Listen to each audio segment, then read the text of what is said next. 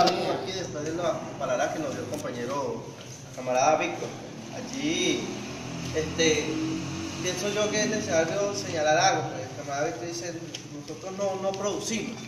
Entonces, bueno, ciertamente lo dice en el plano nacional, pero es que aquí ha habido, justamente esa es la trampa. Generalmente la producción del país, en la clase política dominante y en algunas esferas todavía de la clase política actual, creen que el problema de la producción en nuestro país tiene que pasar necesariamente por involucrar a la burguesía nacional. Creen que la única que tiene capacidad técnica para echar adelante la producción tiene que ser la burguesía nacional. Por eso es que ahora hay una tanta insistencia por el que regresar a la propiedad privada, la guerra que se tiene con las unidades de producción social, el sabotaje.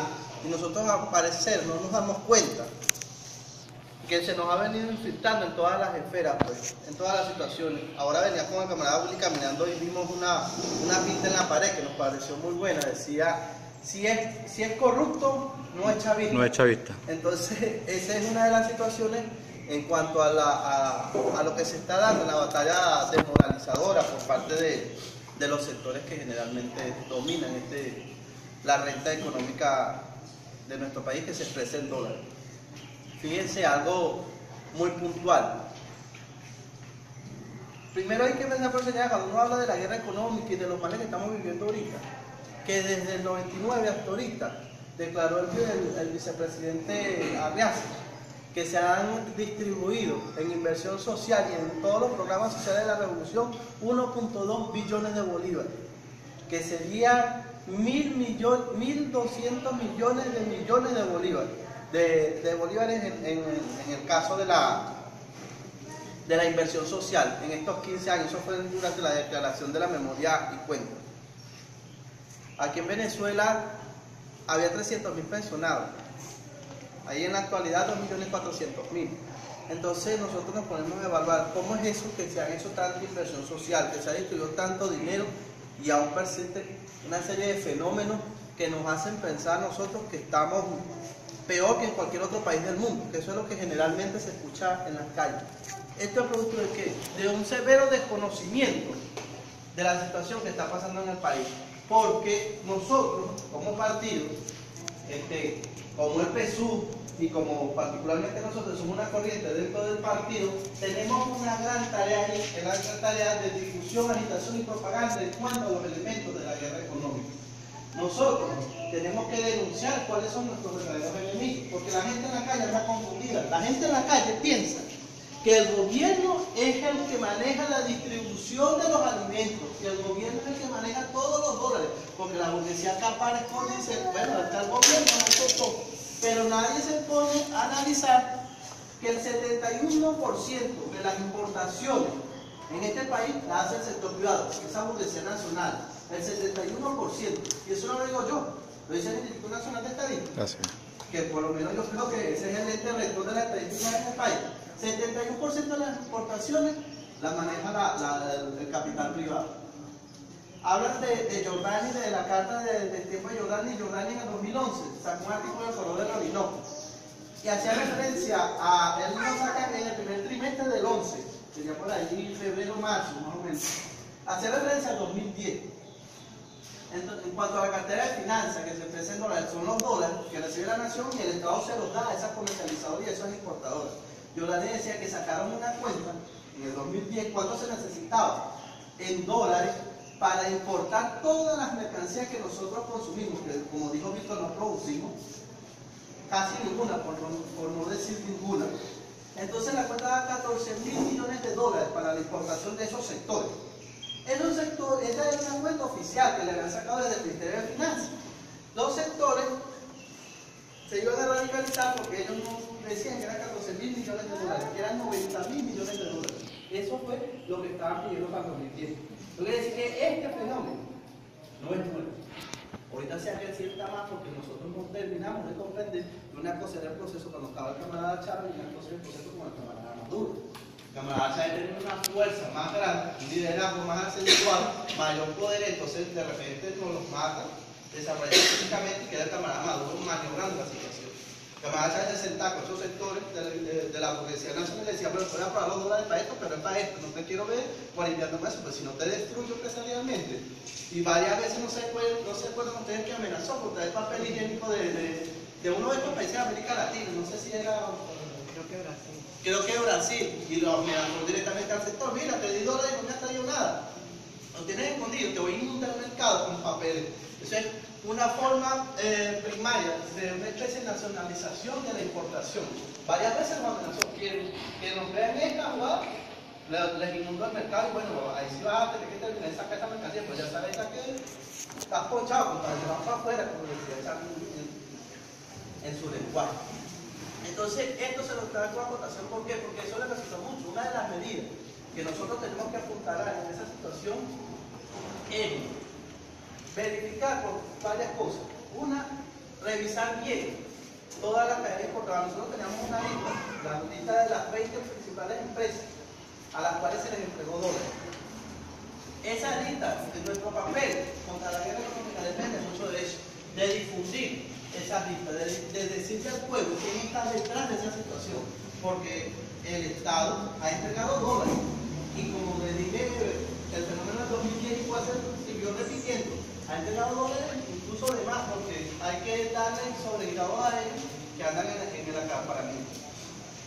Allí, una de las cosas que nosotros deberíamos verificar y hablar en las discusiones por nuestro proyecto, todos los espacios es esto: la denuncia activa de toda la red de comercializadores, de las grandes comercializadoras e importadoras que tiene el país, y cuántos dólares le solicitan al Estado venezolano para X cantidad de importación de ciertos rubros en determinados sectores de la economía.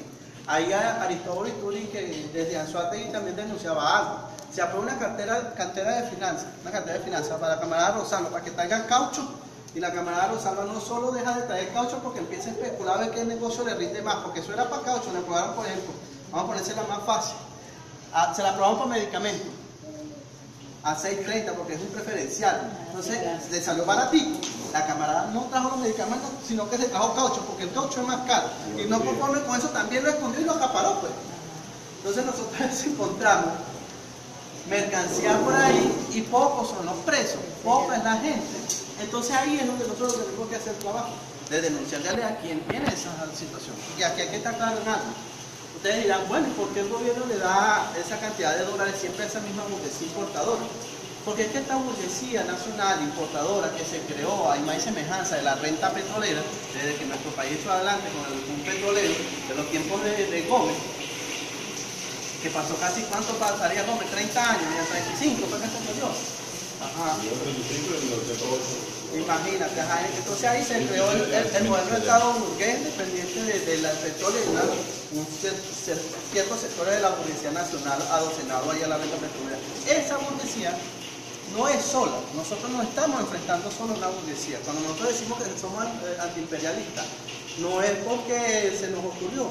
Esa burguesía es el brazo que representa los intereses de Estados Unidos aquí en nuestro país. Porque era la burguesía que generalmente administraba toda la renta en general, la PDVSA, ¿se acuerdan de eso que le decían la caja negra? ¿Nunca llegaron a escuchar eso?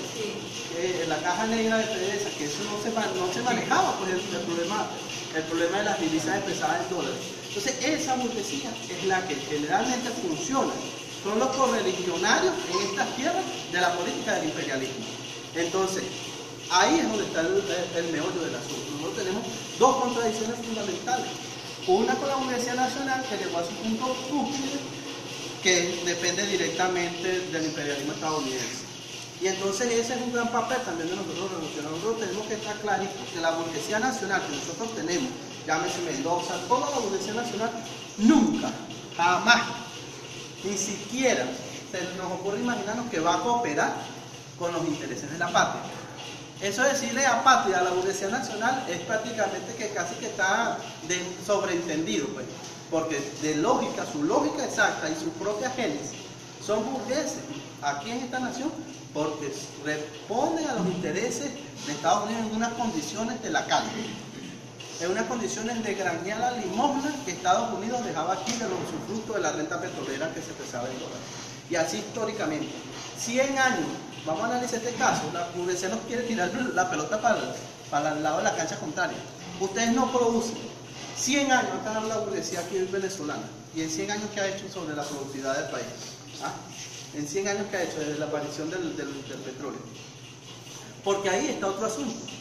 Sobre lo que decía, vuelvo a citar a Yolanda, en ese tiempo también decía la arquitectura económica troglodita, atrasada, dijo él, tenemos una arquitectura económica atrasada. Pretexto de esa no producción es que ellos solicitan las divisas para importar en los diversos rubros. O sea, aquí a la burguesía nacional es la que a menos le importa, uno, incentivar la producción nacional y dos, la industrialización del país, que son dos pasos sine qua non que tenemos que dar nosotros aquí. Pero nosotros tenemos miles de tareas atrasadas en ese sentido. Por la producción nacional nosotros tenemos unas tareas atrasadas, que es el problema del latifundio. ¿Dónde están los mejores sueldos? ¿A mano de quién están? ¿A quién se le está entregando la situación? El control. Ustedes vieron en la conferencia anterior una situación delicada que tenemos particularmente en este estado, que es uno de los estados de mayor potencia agraria en el país. Entonces, precisamente por esa circunstancia. ¿A qué deviene?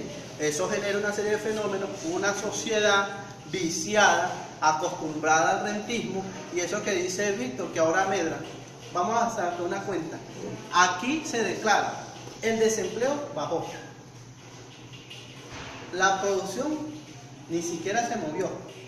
Tal vez a lo mejor bajó. Entonces tú dices, no hay producción, el desempleo bajó. ¿Quién empleó a esta gente? ¿Quién le dio trabajo a esta gente? Y los ingresos del país subieron al declarar. ¿Quién le dio trabajo a esta gente? Bueno, el Estado, precisamente eso. Nosotros somos altamente dependientes de la política económica del Estado. La mayoría, la inmensa gran mayoría de las fuentes de empleo que hay en nuestro país dependen directamente de la burocracia nacional. Papá Estado. El papá Estado. Esta burguesía es tan fracasada que no se parece a otra burguesía en otros países. Usted va a otros países donde hay capitalismo, conchale, la burguesía, una burguesía que tiene industria, que produce, ¿no? Aquí la burguesía es una chupadora de... Comprar barato y vender caro. Ajá, comprar barato y vender caro. No va a ser barato, eso no hace negocio. 6.30 y a veces viene la mercancía aquí la facturan con el precio del dólar de Today ese a 400. Aquí hay gente que tiene mercancía todavía con un dólar a 6.30 y se la quema con el 300, con un dólar a 300. 600. No va a ser eso. ¿Por qué cuando las elecciones pasadas, se acuerdan la coyuntura que le cayeron a la tienda DACA? Ahí están esos réditos. ¿Por qué nosotros no volvemos a pedir unas jornadas de esas, aunque sea en términos profilácticos, pero por algo se empieza? Da caso. Buscaron la tienda DACA y le dijeron, ¿en qué año te dimos los dólares y para qué rubros específicos que distribuyes tú como comercializador? Bueno, te dimos en tanta, ¿cómo te dimos? Bueno, 6.30. ¿Ya cómo te has facturado ahí? Te has facturado, ponte, 50. ¿Qué pasó aquí, pues? ¿Cuál era tu margen de ganancia? ¿En qué habíamos quedado? Entonces, eso es una desfallatez, una jugada perversa, tenebrosa, y entonces nosotros que somos, aunque no lo creamos aquí, todos los que estamos hoy aquí somos la vanguardia en el partido, porque somos los que nos sentamos para discutir este asunto. Entonces, nosotros somos los que tenemos que llegar y idear, crear, pues, como dijo Simón Rodríguez, inventarnos pues una estrategia que vaya encaminada a agitar al pueblo en esa dirección. Pues nosotros lo que no podemos permitir es que se siga vilipendiando, dejando al pueblo en una cola, porque ¿qué es otra cosa que se hace rutina? El bachaqueo, la gente incluso, fíjense la perversa del plan, el segundo al mando en Fedecámara, me disculpen que yo no me acuerdo cómo se llama, declaró públicamente, está grabado en la página de Iguana TV, lo publicaron por ahí, que él reconocía como una fuente de empleo el bachaqueo y que era necesario hacerlo de economía informal a pasarlo a una economía formal y legalizarlo después del bachaqueo. Así lo dijo. Bueno, esa denuncia activa no la hacemos nosotros, porque nosotros no la pelamos y se lo mostramos a todo el mundo, pero miren esta vaina. ¿Cómo es eso? Entonces nosotros como partido, como vanguardia revolucionaria del partido, somos los que tenemos que llevar esa agitación y elevar las grandes propuestas a nuestros máximos dirigentes, porque entonces tú le vas a decir, compañeros, nos están apretando, nosotros resistimos, pero imagínense, nosotros pensamos que es necesario tomar una medida que vaya dirigida. Bueno, si las medidas, vamos a discutir las medidas, pero lo que tenemos que llegar es un primer consenso, que hay que actuar, porque aquí hay una extrema pasividad. Nosotros nos estamos tragando la arena sin ni siquiera ni un vaso de agua, y eso es trague y trague arena. Aquí hay una extrema pasividad, y lo más doloroso de aquí es que producto de las características de esta sociedad viciosa y la política clientelar de la burguesía, en algunos sitios del país no se discute, por no decirlo en ninguno, por no decir que la discusión es inexistente, porque pareciera ser que estos temas hay gente que le tiene miedo, porque muchas veces lo hemos visto, un tremendo desconocimiento de la realidad económica. Nosotros nos quedamos contentos con las vainas del bachaqueo. Yo escucho diciendo a políticos, no, pero bachaquean hasta con la franela roja, los bachaqueros hasta chavistas son, eso todavía están con la revolución, coño. Es una cuestión de dignidad. Para los que somos serios políticamente, nosotros hablamos de dignidad. Nosotros no podemos concebir que una persona sea chavista y tú la veas sonriendo en una cola y ella te va bachaqueando. Es una broma que a ti cuando tú eres una persona que eres seria en política, esas son situaciones aberrantes, sobre todo para el marco de esta sociedad. Ahí hay una situación de vital importancia, porque otra de las cosas esto es a los rasgos nacionales, otra de las cosas es el fenómeno que genera esta guerra económica con la situación de la política cambiaria. Ya sabemos que toda la renta que está en nuestro país es producto de la extracción petrolera, el 97%, y el otro 3% se deriva en la petroquímica, que también depende del procesamiento e industrialización del petróleo. Ya sabemos eso de cajón. Hay otra cosa que se llama el contrabando. Colombia, presidente Santos tiene dos tipos de cambios de la moneda del peso colombiano. En una parte, un bolívar representa el 0.07 de un peso, y en otra parte representa el 0.02 de un peso. Entonces ya ahí se ve ya la política. Otra de las cosas, la gasolina venezolana. Nosotros creemos inocentemente que si subimos el precio de la gasolina, es el pueblo que no va a entender que estamos subiendo la gasolina porque es necesario, y por eso nomás se va a rechazar por eso, porque no lo entendió, nomás por la gasolina.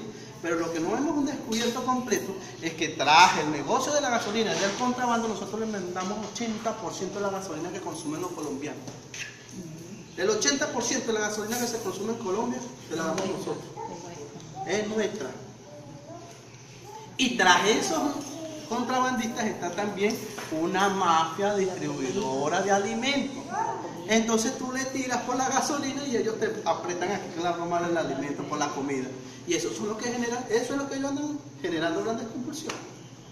Entonces ahí está otra política demasiado devastadora. Es más, el caso del contrabando es tan grave que de aquí se llevan una gandola de harina, que nosotros procesamos en cualquier unidad de procesamiento. Y allá la empacan después. Eso llegando a Colombia, empacándola con empaque colombiano, y es una harina venezolana. La leche. No, cualquier cosa, un solo ejemplo. Un solo ejemplo, y eso es duro, allá. Y entonces, ahí está una cosa, yo no sé, y este fenómeno tampoco es nuevo. El camarada Chávez una vez se fue por una frontera, no se acuerdan, eso fue muy famoso, y encontró al carajo durmiendo por allá. Ya encontré al general, está ponchado. Y en cambio esa broma hay unos soldados durmiendo, y los carajos pasan de tal hora a tal hora. Le tenían un cuento a los carajos de tal hora a tal hora, eso es para para el carajo no, ya está cansado de matraquear directamente. Bueno, vamos a resolver esto. De tal hora a tal hora un precio. Y yo me quedo dormido. De tal hora a tal hora salen esos carajos que se tenían que ir. Eso es por la vía legal. Por la ilegal, más de 250 trochas en esos sectores. Bueno, entonces ahí hay unos fenómenos de carácter internacional, hay unos fenómenos de carácter nacional, pero todos están aparejados al problema de quién se queda con la divisa. Ahorita la discusión en este país es que la Policía Nacional ha avanzado tanto, ha ganado tanto terreno, que ya llegó a un tiempo que digo, porque la burguesía sí no es conformista, no es como el mundo de la burguesía, es como el mundo revolucionario, que dice, no, si se hace eso está bien, aunque se hace algo bien, no. Si nosotros los revolucionarios tenemos que ser más inconformes que el carajo, la burguesía es inconforme, nosotros tenemos que ser más inconformes, pero para el bien. Y yo es inconforme para su tratamiento, dijo, ya está bien, ya, no queremos seguir negociando contigo, lo que queremos es el producto completo, porque ya no queremos que tú nos sigas dando parte de la renta petrolera, queremos nosotros asumir la completa, distribuirlo de nosotros mismos. Y ahí sí es verdad que va a chocar con el problema real del proceso bolivariano. Porque el proceso bolivariano, si hay una de las cosas más grandes que hizo, fue la redistribución equitativa de nuestra renta petrolera. Y eso es lo que está en juego actualmente. Hay una carrera por el sector de la burguesía de echarle las manos directamente a la renta petrolera. Y están conspirando en ese sentido. La situación de los precios petroleros, la baja de los precios petroleros, es otro fenómeno que va inmerso en esta coyuntura de guerra económica. Pues nosotros tenemos, como le dije, un gran porcentaje de inversión social. Y esto va a chocar en cualquier momento. Nuestro Producto Interno Bruto, en cualquier momento, se va a hacer ineficiente para sostener toda la velocidad de todos los proyectos sociales que nosotros tenemos. Y esto está obligando a nuestro presidente a tomar medidas fuertes. Ahorita se acaba de tener una concesión minera de carbón a los chinos de la selva americana. Porque es que la guerra económica, la gente piensa, no, nosotros le están tirando unos florecitos, no, le están tirando es con todo. El problema es que la salida de Maduro con nosotros, con el partido, con los revolucionarios, también debería salir a la calle y afrontarla por las propias dimensiones. Porque a punta de gestión y a punta de conseguir dinero para la gestión por otro sector y abrirse paso, lo van a dejar como una chapa de tantos esfuerzos. ¿Sí me explico? Porque el problema es estructural, el problema es sistémico. Y esto es lo que tenemos que comprender nosotros. No es un problema de una pastillita para bajar la fiebre, no, es un problema sistémico, un problema estructural. Y las propuestas y las medidas tienen que ir encaminadas a eso de lo estructural. Bueno, es importante ahorita en esta coyuntura, para finalizar, pues, con un pensamiento que decía Lenin, que nosotros sabremos que el socialismo es totalmente irreversible cuando toda ama de casa esté en condiciones de discutir, discernir y decidir sobre las grandes políticas de la sociedad. De lo contrario, todavía estamos en riesgo.